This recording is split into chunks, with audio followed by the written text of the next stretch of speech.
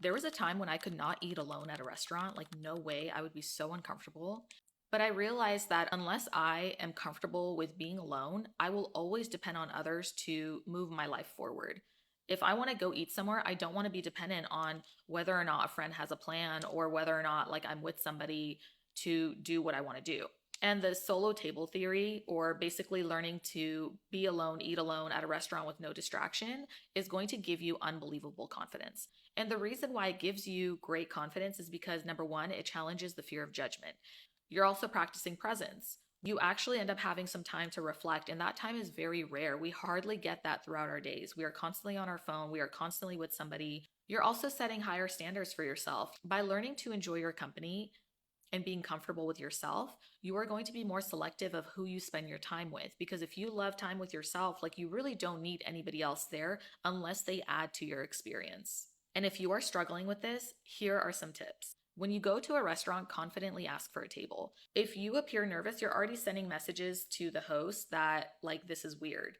So if you are sending that message, like, if you don't believe that what you're doing is just like a regular thing, they're also going to probably feed off of that energy that you're giving them and think, like, oh, something's weird here. It's not. Like, you are a paying customer. You are allowed to eat wherever you'd like, um, with or without somebody.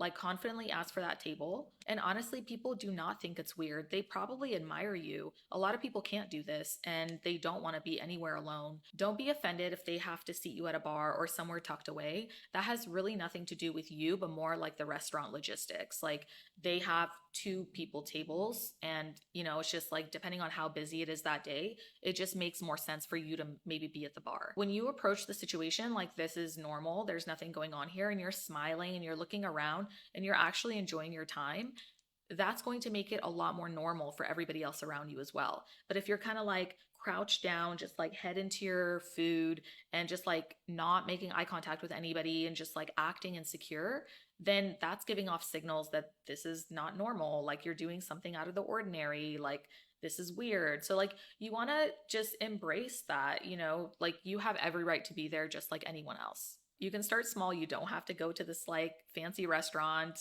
during like the busiest hour. Just start with cafes, start with like more casual daytime joints, and then you can work your way up to like whatever you want to do. And lastly, it helps to look nice and put together, because that just breeds confidence, and like this is one of those things that requires a little more confidence if you're not used to it. The solo table theory literally has nothing to do with actually eating alone, but it has everything to do with being comfortable with yourself, loving yourself, and abandoning any fear of judgment.